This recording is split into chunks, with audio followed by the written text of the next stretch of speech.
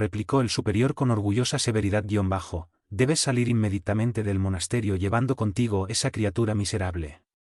En ese instante casi todos los religiosos se habían aproximado observando la importancia de la escena. Les costaba creer en la culpabilidad del hermano Mariño, que se mostraba humilde y evidenciaba la más consoladora serenidad en el brillo calmo de sus ojos húmedos.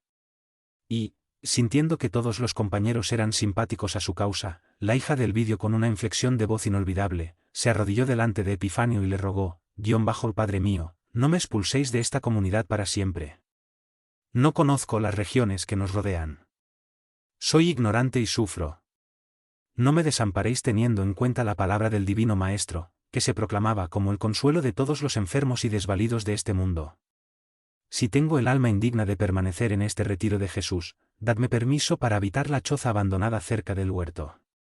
Os prometo que trabajaré de la mañana a la noche en el cultivo de la tierra para olvidar mis desvíos. Padre Epifanio, si no me concedes esta gracia por mí, hazlo por este pequeñito abandonado, para quien viviré con todas las fuerzas de mi corazón. Al hacer el doloroso ruego lloraba copiosamente. El orgulloso Ofidio Prisco, que deseaba aplicar el Evangelio a su manera, quería negarse, pero inesperadamente notó que todos los compañeros de la comunidad estaban conmovidos y apiadados. No resolveré yo solo todos los miembros del monasterio deben considerar extraña e inmerecida tu solicitud. Sin embargo, consultados los compañeros a quienes la joven calumniada miraba suplicante, hubo un movimiento general favorable a la hija de Elvidio. Epifanio no consiguió el deseado rechazo. Dirigiendo a sus benefactores una cariñosa mirada de agradecimiento, el hermano Mariño abandonó el recinto y se dirigió hacia la choza abandonada cerca del inmenso huerto del monasterio, después de levantar valientemente a la criaturita en sus brazos. Esta vez Celia no tuvo que peregrinar por ásperos caminos, mas solo Dios conocía sus inmensurables sacrificios. Con inauditas dificultades intentó adaptarse con el pequeñito a su nueva vida a costa de los más ingentes trabajos, en una dolorosa soledad, cuya angustia era mitigada por algunos hermanos del monasterio que le extendían sus manos cariñosas. Recordando a Ciro, rodeaba al pequeñito de todos los cuidados y esperaba que Jesús le concediese fuerzas para el total cumplimiento de sus pruebas. Durante el día trabajaba exhaustivamente en el cultivo de hortalizas y aprovechaba el crepúsculo para las meditaciones y los estudios, que parecían poblados de seres y de cariñosas voces de lo invisible. Un día una pobre mujer de pueblo pasaba por el lugar a pie con un pequeñito casi agonizante buscando los caminos de Alejandría, para obtener recursos. Era de tarde. Golpeó a la humilde puerta del hermano Mariño y éste consoló a su alma y la invitó a las preciosas meditaciones del Evangelio. El ambiente de confianza y de amor que sabía crear con sus palabras era tal que la humilde mujer le pidió con insistencia que impusiera sus manos sobre la doliente criatura tal como lo hacían los apóstoles de Jesús. Celia se entregó a ese acto de fe por primera vez y tuvo la ventura de observar que el pequeño agonizante recuperaba el aliento y la salud con una sonrisa. Entonces la mujer de pueblo se prosternó allí mismo dándole gracias al Señor y mezclaba sus lágrimas con las del hermano Mariño, que también lloraba de emoción y de agradecimiento. Desde ese día la casita del huerto nunca más dejó de recibir a los pobres y afligidos de todas las categorías sociales, que iban allá a implorar la bendición de Jesús, a través de aquella alma pura y simple, santificada por los más acerbos sufrimientos. Capítulo V. El camino expiatorio. Mientras Celia cumple su misión de caridad a la luz del Evangelio, volvamos a Roma donde encontraremos a los personajes ya conocidos. 10 años habían transcurrido en el andar incansable del tiempo desde que Elvidio Lucio y su familia experimentaban las más singulares vicisitudes del destino. A pesar de que en el medio social en que se movían disimulaban las amarguras, Fabio Cornelio y su familia sentían el corazón inquieto y angustiado desde el día infausto en que la hija menor de Alba Lucinia se había ausentado para siempre por la dolorosa imposición de su desdichado destino. A veces en la intimidad se comentaba que habría sido de aquella que Roma recordaba tan solo como a una muerta querida de la familia. La esposa de Elvidio era la que soportaba los más tristes padecimientos morales desde la mañana fatal en que le comunicaron los sucesos protagonizados por su hija. Alba Lucinia no poseía más la franca jovialidad y la espontaneidad de sentimientos que siempre había dejado traslucir en los días felices, en los que su semblante parecía conservar indefinidamente las líneas graciosas de la primera juventud. Los tormentos íntimos surcaban su rostro en una expresión de angustia concentrada. En sus ojos tristes parecía vagar el fantasma de la desconfianza, que le perseguía por todas partes. Los primeros cabellos blancos, hijos de su espíritu atormentado, caían sobre su frente como el doloroso marco de su virtud sufriente y desolada. Nunca había podido olvidar a su idolatrada hija, quien aparecía en su imaginación afectuosa, errante y afligida bajo el signo tenebroso de la maldición doméstica. Por mucho que la confortara la palabra amiga y cariñosa de su esposo, quien hacía todo por mantener inquebrantable su valiente y decidida entereza, moldeada en los rígidos principios de la familia romana, la pobre señora parecía sufrir indefinidamente, como si una enfermedad misteriosa la estuviera conduciendo traicioneramente hacia las sombras del túmulo. De nada servían las fiestas de la corte, los espectáculos, los lugares de horror en los teatros o en las diversiones públicas. Elvidio Lucio, haciendo lo posible por ocultar su propio dolor, trataba de levantar en vano el ánimo abatido de su compañera. Como padre, sentía muchas veces el corazón torturado y afligido, pero procuraba evadirse de su propio interior intentando distraerse en el torbellino de sus actividades políticas y en las fiestas sociales, donde concurría habitualmente, llevado por la necesidad de escapar de las meditaciones solitarias, en las cuales el corazón paterno mantenía los más acerbos diálogos con la razón prejuiciosa del mundo. Así sufría intensamente, entre la indecisión y la nostalgia, la energía y el arrepentimiento. Muchos cambios se habían operado en Roma desde el doloroso suceso que había sumergido a su familia en espesas sombras. Después de varios años de injusticia y de crueldad desde que había transferido la corte para Tibur, Elio Adriano había partido para el más allá y había dejado el imperio en las manos generosas de Antonino, cuyo gobierno se caracterizó por la concordancia y la paz, por la mejor distribución de justicia y de tolerancia. El nuevo emperador conservó a Fabio Cornelio como uno de los mejores auxiliares de su administración liberal y sabia. Esa prueba de confianza imperial le agradaba sobremanera al antiguo censor, y se destacaba el hecho de que en su vejez decidida y experimentada se mantenía en franca posición de ascendencia delante de los mismos senadores y de otros hombres de Estado obligados a escuchar sus opiniones y pareceres. Había un hombre que lograba cada vez mayor confianza al lado del censor y se había transformado en su agente ideal en todos los servicios, era Silano. Satisfecho por cumplir una afectuosa recomendación de su viejo amigo de otros tiempos, Fabio Cornelio había hecho del antiguo combatiente de las Galias un oficial inteligente y culto que era objeto del máximo de honras. Silano representaba de algún modo su fuerza de otra época, cuando la senectud no se había aproximado, obligando al organismo al mínimo de aventuras. Para él, viejo censor, el antiguo recomendado de Cnello Lucio era casi un hijo, en cuya poderosa virilidad él sentía la prolongación de sus energías. Ambos se encontraban siempre juntos en todas las empresas y en la ejecución de todas las órdenes privadas de César, así se había entablado entre ellos una muy elevada atmósfera de afinidad y confianza. De todos estos personajes, había uno que se había encerrado en un profundo enigma, era Claudia Sabina. Desde la muerte de Adriano había sido relegada al ostracismo social, retirándose de nuevo al anonimato de la plebe, desde donde había surgido hasta los más altos círculos del imperio. De sus aventuras le había quedado la fortuna monetaria, que le permitía residir donde quisiese con todas las comodidades de su tiempo.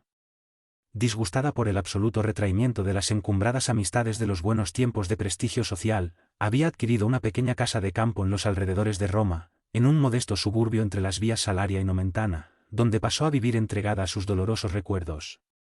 No faltaban rumores acerca de sus nuevas actividades y algunas de sus más antiguas relaciones llegaban a afirmar que la viuda del Olio Urbico comenzaba a dedicarse a las prácticas cristianas en las catacumbas, olvidando el pasado de locuras y desvíos. En verdad, Claudia Sabina había tenido los primeros contactos con la religión del crucificado, pero sentía el corazón demasiado intoxicado de odio para identificarse con sus postulados de amor y sencillez. Transcurridos 10 años, no había conseguido averiguar el resultado real de la tragedia que había tramado en la estera de su destino. Vivía con la terrible preocupación de reconquistar al hombre amado, aunque para eso hubiera tenido que mover todos los resortes del crimen. Sus planes fracasaban. Sin el apoyo de otros tiempos, cuando el prestigio de su marido le propiciaba una multitud de aduladores y de siervos, nada conseguía, ni siquiera la comunicación con Atería, quien aparada por Elvidio se había retirado a su casa de Benevento, donde vivía en compañía de sus hijos con la máxima prudencia, necesaria para su propia seguridad. Claudia Sabina había encontrado algún consuelo para el remordimiento que devoraba su alma, pero no habría podido nunca, a su modo de ver, conciliar su odio y su orgullo inflexibles con el ejemplo de ese Jesús crucificado y humilde que prescribía la humildad y el amor como sostén de todas las venturas terrenas. En vano había escuchado a los predicadores cristianos de las asambleas a las que había concurrido con ávida curiosidad. Las teorías de tolerancia y penitencia no encontraban eco en su espíritu intoxicado. Y sintiéndose íntimamente desamparada con los penosos recuerdos de su pasado criminal, la antigua plebeya se veía como una hoja suelta a merced de los vientos impetuosos. De vez en cuando le asaltaba el pavor a la muerte y al más allá desconocidos. Deseaba una fe para su corazón exhausto de las pasiones del mundo, mas, si por un lado estaban los antiguos dioses que no satisfacían su raciocinio, del otro estaba ese Jesús inmaculado y santo, inaccesible por sus angustias tristes y odiosas.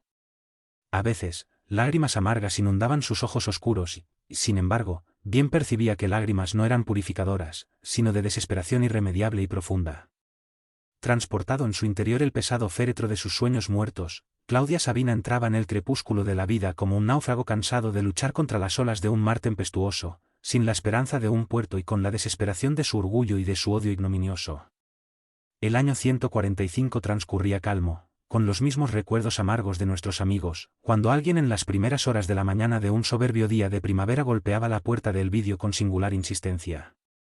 Era Atería que, en extrañas condiciones de delgadez y abatimiento, fue llevada al interior y recibida por Alba Lucinia con simpatía y agrado.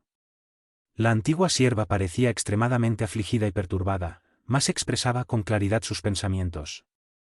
Solicitó a su expatrona la presencia de su padre y de su esposo, con el fin de exponer un asunto grave. La esposa de Elvidio imaginó que la mujer deseaba hablar particularmente de algún asunto de orden material que le interesaba en Benevento. Ante tanta insistencia llamó al viejo censor que desde la muerte de Julia vivía en su compañía e invitó igualmente a su esposo a atender la solicitud de Atería, quien se había granjeado desde el drama de Celia singular consideración y especial estima. Con asombro de los tres, pidió estar en un compartimento reservado para tratar libremente el asunto. Fabio y Elvidio la juzgaron demente, pero la dueña de casa los invitó a acompañarla con el fin de satisfacer lo que creían mero capricho. Se reunieron en un pequeño y encantador aposento y Atería habló nerviosamente con intensa palidez en el semblante. Vengo aquí a hacer una confesión dolorosa y terrible y no sé cómo puedo exponer mis crímenes de otrora. Hoy ya soy cristiana y delante de Jesús necesito esclarecer algo a los que me dispensaron en el pasado una estima dedicada y sincera. Entonces preguntó Elvidio, juzgándola bajo la influencia de una perturbación mental. ¿Eres ahora cristiana?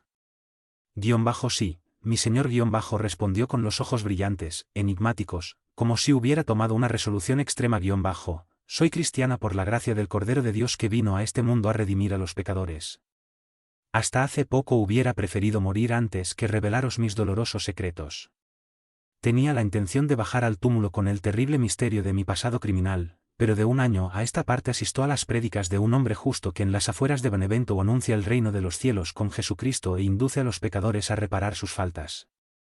Desde la primera vez que escuché la promesa del Evangelio del Señor siento el corazón molesto bajo el peso de un gran remordimiento. Además Jesús enseña que ninguno podrá llegar hasta él sin cargar la propia cruz para seguirlo. Mi cruz es mi pecado. Vacilé en venir, recelosa de las consecuencias de mi revelación, mas preferí arrastrar todos los resultados de mi crimen, pues solamente así presiento que tendré la paz de conciencia indispensable para el trabajo de sufrimiento que ha de regenerar mi alma. Después de mi confesión, matadme, si quisiereis. Me someteré al sacrificio. ¿Ordenad mi muerte? Eso aliviará de algún modo mi conciencia manchada. En lo alto aquel Jesús amado que prometió auxilio sacrosanto a todos los cultivadores de la verdad, tendrá en cuenta mi arrepentimiento y me dará consuelo en mi amargura, concediéndome los medios para redimirme con su misericordia. Entonces, ante la perplejidad de los tres, Atería comenzó a explicar el drama siniestro de su vida. Relató los primeros encuentros con Claudia Sabina, sus combinaciones, la vida privada de Lole Urbico, el siniestro plan para arruinar la reputación de Alba Lucinia en el concepto de su familia y de la sociedad romana, la actividad de Plotina y el epílogo del trágico proyecto, que había terminado con el sacrificio de Celia, cuya mención embargaba su voz en un torrente de lágrimas, porque recordaba su bondad, su candor, su sacrificio. Narración larga, dolorosa. Por más de 2 horas captó la atención de Fabio Cornelio y de los suyos, que la oían estupefactos. Escuchando y considerando los pormenores de la confesión, Alba Lucinia sintió que la sangre se le helaba en las venas, invadida por singular angustia. Elvidio tenía el pecho oprimido, sofocado, e intentaba en vano decir una palabra. Solamente el censor, por su inflexibilidad terrible y orgullosa, se mantenía firme, aunque evidenciando el pavor íntimo con una expresión desesperada que dominaba su rostro. Desgraciada, murmuró Fabio Cornelio con gran esfuerzo. ¿Hasta dónde nos condujiste con tu ambición despreciable y mezquina? Criminal. Bruja maldita, ¿cómo no temiste el peso de nuestras manos? Su voz, sin embargo, parecía igualmente asfixiada por la misma emoción que había embargado los hijos. Me he de vengar de todos, gritó el anciano censor con la voz estrangulada. En ese instante Atería se arrodilló a sus pies y murmuró, haced de mí lo que queráis. Después de haberme confesado, la muerte será para mí un dulce alivio, pues morirás, infame criatura, dijo el censor desenvainando un puñal que relució a la claridad del sol que se filtraba a través de una ventana alta y estrecha. Mas, cuando su diestra parecía pronta a descender, Alba Lucinia, como impelida por una misteriosa fuerza, detuvo el brazo paterno exclamando, atrás, Padre mío. Cese para siempre la tragedia de nuestros delitos. ¿Qué se gana con un crimen? Pero, al tiempo que Fabio Cornelio cedía atónito, una marmórea palidez se extendía por el rostro de la desventurada señora, que se desvaneció sobre la alfombra bajo la angustiada mirada de su marido que se apresuró a socorrerla. Lanzando, entonces, una mirada de profundo desprecio a Atería, quien ayudaba al tribuno a acomodar a la señora en un largo diván, el anciano censor subrayó, coraje, Elvidio. Voy a llamar a un médico inmediatamente. Dejemos a esta maldita bruja librada a su suerte, pero hoy mismo mandaré eliminar a la infame que envenenó nuestras vidas para siempre. Elvidio Lucio hubiera deseado hablar, mas no sabía si debía aconsejarle a su impulsivo suegro mesura, o socorrer a su esposa, que tenía los miembros fríos y rígidos a consecuencia del traumatismo moral. Atendiendo a Alba Lucinia en el diván, mientras Atería se dirigía al interior para tomar las primeras providencias, Elvidio Lucio vio que su suegro se marchaba pisando fuerte. Por más que se esforzaba, el tribuno no conseguía coordinar sus ideas para resolver la angustiosa situación. Llevada al lecho, Alba Lucinia parecía estar bajo el influjo de una fuerza destructora y absoluta que no le permitía recobrar el sentido. En vano el médico le suministraba medicinas y le recomendaba eficaces ungüentos. Las fricciones no habían dado resultado. Movimientos convulsos apenas indicaban en su letargo la plétora de energías orgánicas. Los párpados continuaban cerrados y la respiración dificultosa, como la de los enfermos que están por entrar en agonía. Mientras Elvidio Lucio se prodigaba en cuidados y procuraba tranquilizarse, Fabio Cornelio se dirigió al gabinete, llamó a Silano para hablarle en privado y le dijo austero, hoy preciso más que nunca de tu dedicación y de tus servicios. Ordenad, exclamó el oficial, presuroso. Hoy te necesito en una misión punitiva para eliminar a una antigua conspiradora contra el imperio. Desde hace más de 10 años vengo observando sus maniobras, sin embargo, solo ahora conseguí comprobar sus crímenes políticos y resolví confiarte preferentemente esta tarea de singular importancia para mi administración. Pues bien, exclamó el joven con serenidad, decid de qué se trata y cumpliré vuestras órdenes con el celo de siempre. Llevarás contigo a Lidio y a Marcos, ya que considero necesario que te acompañen 2 hombres de entera confianza. Y con voz discreta le indicó el nombre de la víctima, su residencia, su condición social y todo cuanto pudiese facilitar la ejecución del siniestro mandato. Por fin subrayó con voz cavernosa, ordenaré que algunos soldados rodeen la finca, de modo de prevenir cualquier tentativa de resistencia de los siervos. Y después de que ordenes la abertura de las venas.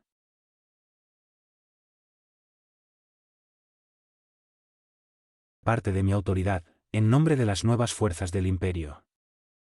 Así lo haré, repuso el resuelto emisario. Trata de actuar con la mayor prudencia.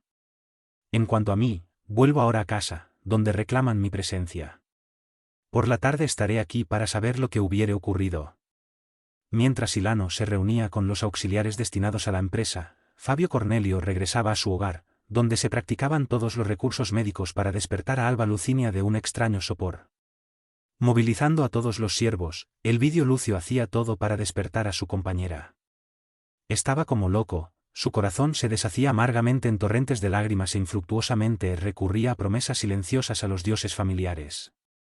En tanto Atería se sentaba humildemente a la cabecera de la antigua patrona, el tribuno desplegaba esfuerzos inauditos, y en un gabinete próximo Fabio Cornelio se paseaba agitado de un lado a otro, ora esperando la mejoría de la enferma, ora contando las horas, a fin de conocer el resultado de la siniestra comisión.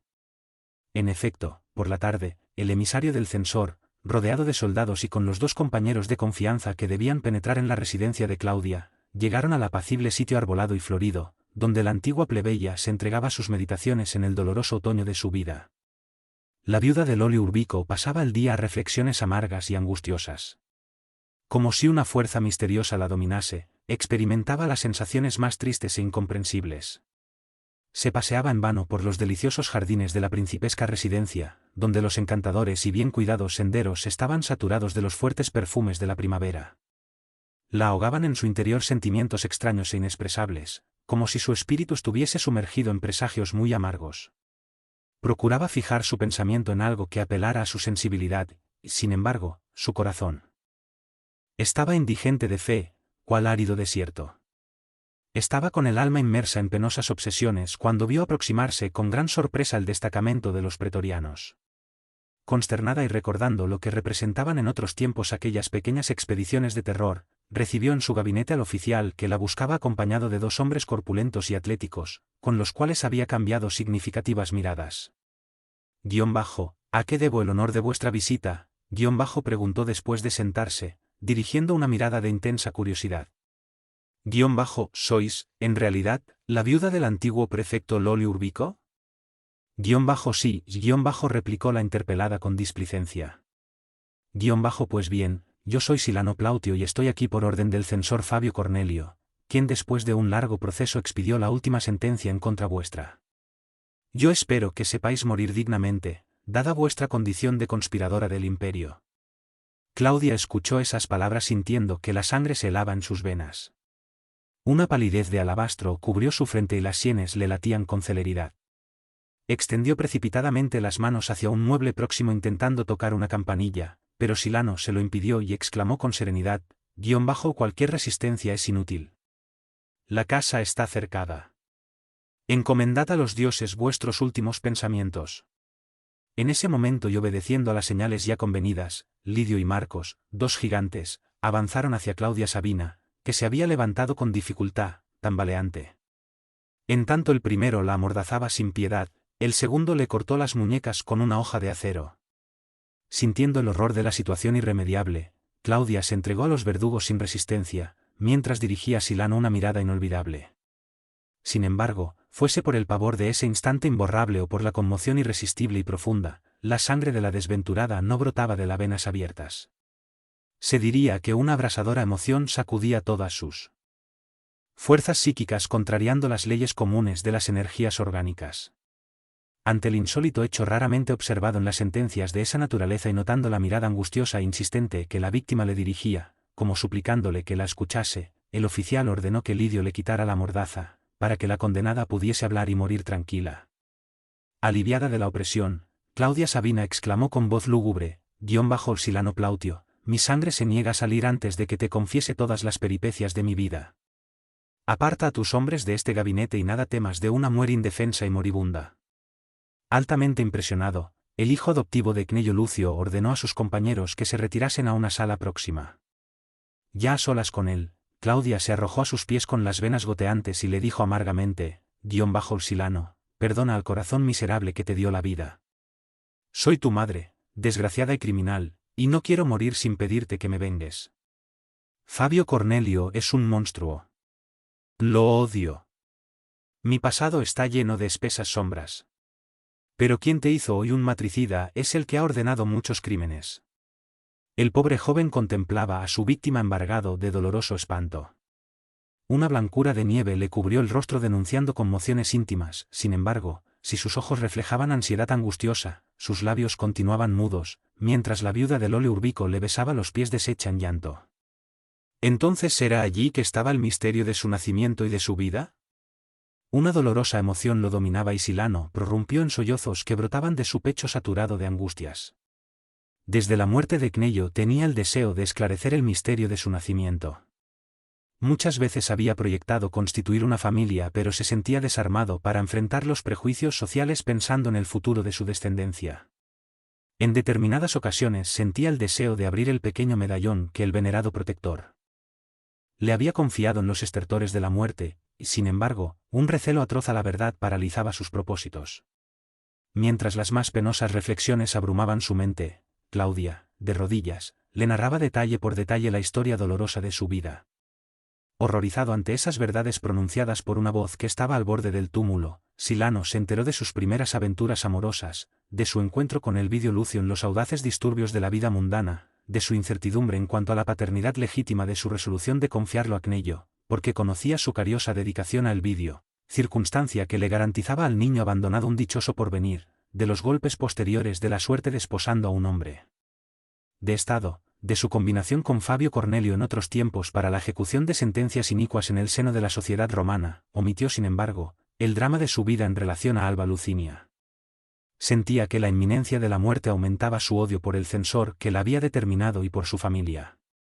Dando curso a los últimos desvíos de su alma, Claudia Sabina insinuó que la muerte de Lolio Urbico había sido obra de Fabio Cornelio y de sus secuaces, ávidos de sangre, con el fin de llevarla a la ruina.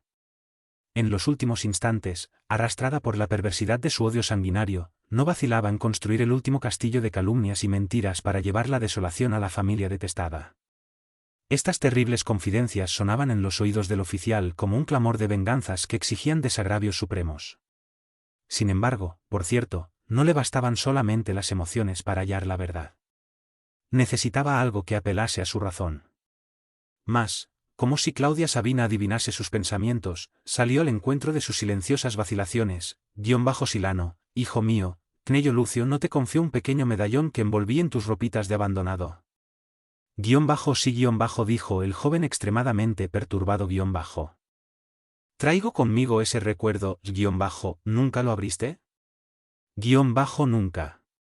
En ese instante, sin embargo, el emisario de Fabio revolvió en una bolsa que siempre llevaba consigo y retiró el pequeño medallón que la condenada contempló ansiosamente. Ahí adentro, hijo mío, dijo ella, escribí un día estas palabras: hijito, yo te confío a la generosidad ajena con la bendición de los dioses. Claudia Sabina. Silano Plautio abrió el medallón nerviosamente y verificó una por una todas las palabras. En ese momento una emoción violenta alteró todas sus facultades. Se acentuó la blancura de mármol de su frente. La mirada inquieta y triste tomó una expresión vítrea de pavor y asombro. Las lágrimas se le habían secado como si un nuevo sentimiento hubiera aflorado en su alma. Claudia Sabina, sintiéndose en los últimos instantes, contemplaba ansiosa esas súbitas transformaciones. Como si hubiera experimentado la más radical de las metamorfosis, el joven se inclinó hacia la víctima y gritó aterrado: madre. Madre mía. En sus palabras había una mezcla de sentimientos indefinibles y profundos. Ellas se escaparon de su pecho como un grito de saciedad afectuosa, después de muchos años de inquietud y de angustia. Recibiendo esa suprema y dulce manifestación de cariño en la hora extrema, la condenada con voz que se extinguía dijo: hijo mío, perdona mi pasado vil y tenebroso. Los dioses me castigan haciéndome perecer en manos de aquel a quien di la vida. Hijo mío, a pesar de todo amo esas manos que me traen la muerte. El protegido de Cnello Lucio se inclinó sobre el tapete manchado de sangre. En un gesto supremo que evidenciaba su angustia y su olvido del abandono materno, para considerar solamente el destino doloroso que lo había conducido al matricidio, tomó entre sus manos la cabeza exánime de la condenada, cuya mirada parecía alegrarse con los pensamientos enigmáticos y criminales de su alma.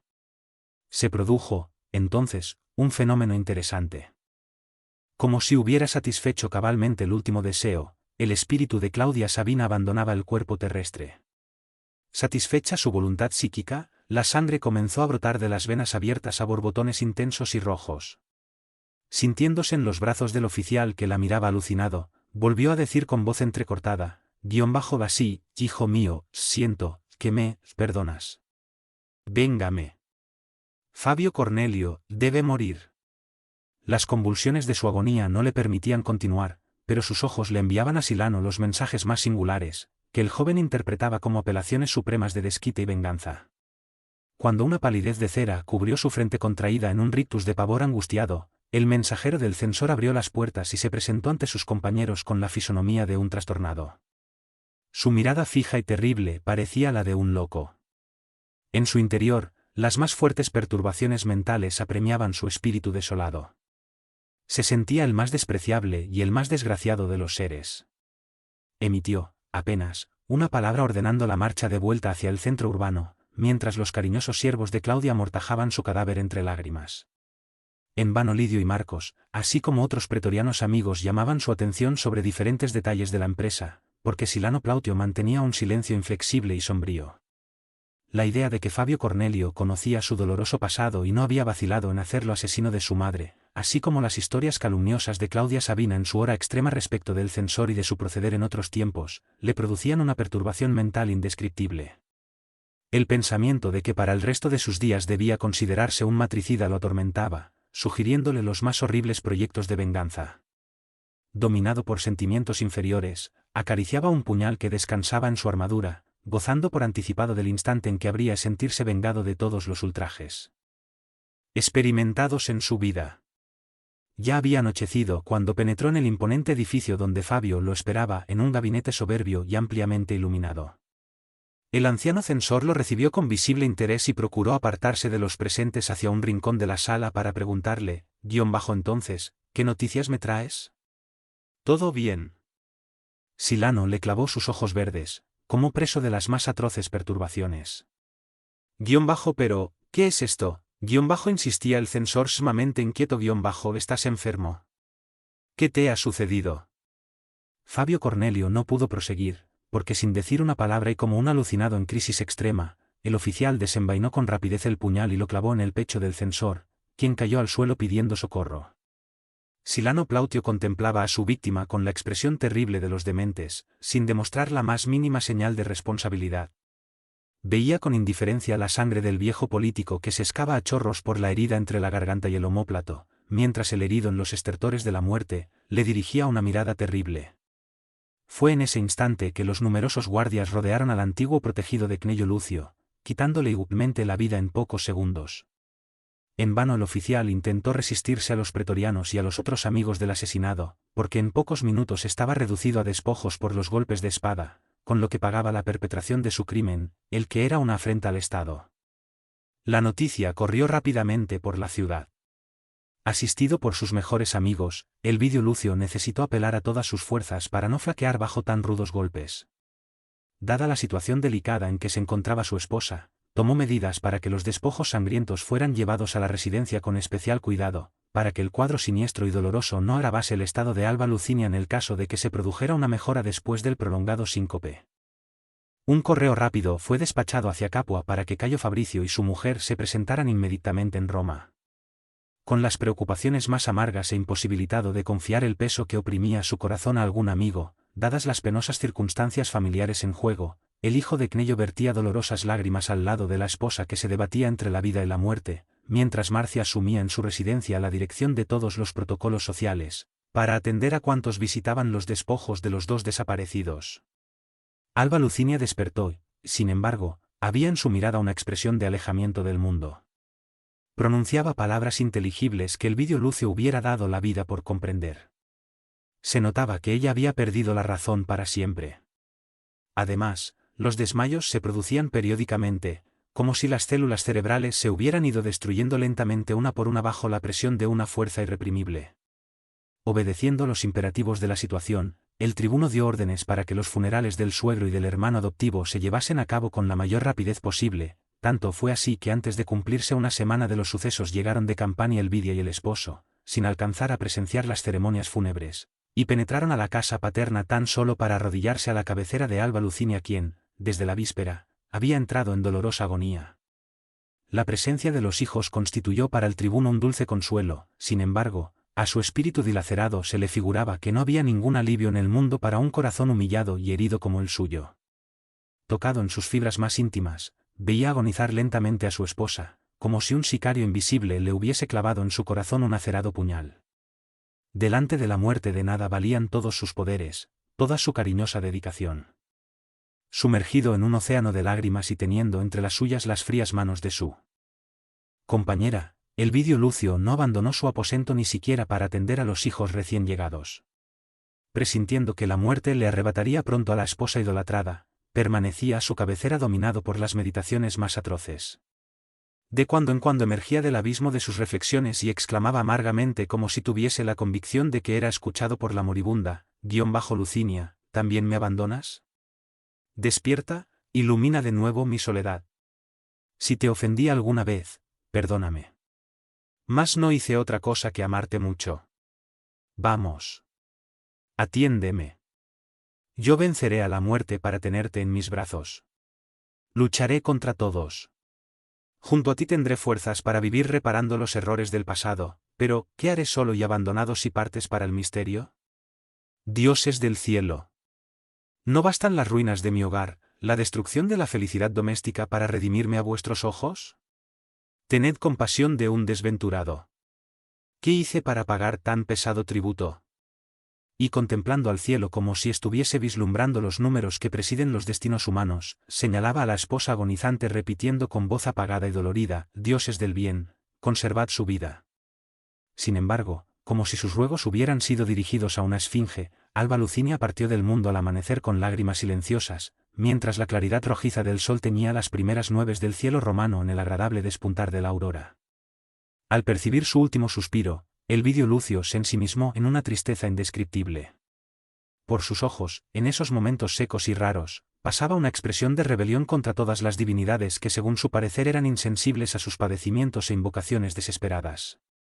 La residencia del tribuno se cubrió, entonces, de crespones negros, mientras su triste figura permanecía junto a la urna magnífica que encerraba los restos de su compañera, cual centinela que se hubiera petrificado por desesperanza. Enérgico e impasible, respondía al saludo afectuoso de los amigos con amargos monosílabos, mientras Cayo, Elvidia y la bondadosa Marcia hacían los honores de la casa. Después de una semana de homenajes de la sociedad romana se efectuó el funeral de la infeliz señora, que había sido derribada cual un ave herida en su profundo amor materno, mientras su esposo, padeciendo la más angustiosa soledad, se sentía desamparado y herido para siempre. Triste y silenciosa, Atería permaneció en la casa hasta el instante en que los carros mortuorios acompañaron a Alba Lucinia a las sombras del sepulcro. Impresionada con la tragedia que su revelación había provocado en ese hogar otrora tan feliz, se sentía avergonzada en lo más íntimo de su corazón. Muchas veces en las terribles horas de agonía de su expatrona le había dirigido al tribuno una mirada suplicante para comprobar si la perdonaba, de modo de tranquilizar su conciencia abatida. Elvidio Lucio parecía no verla, indiferente a su presencia y a su vida. Experimentando un terrible remordimiento, Atería abandonó la residencia de Elvidio, donde se sentía como un gusano repulsivo, tal era la angustia de sus tristes pensamientos en la dolorosa noche caída en la casa del tribuno después del funeral.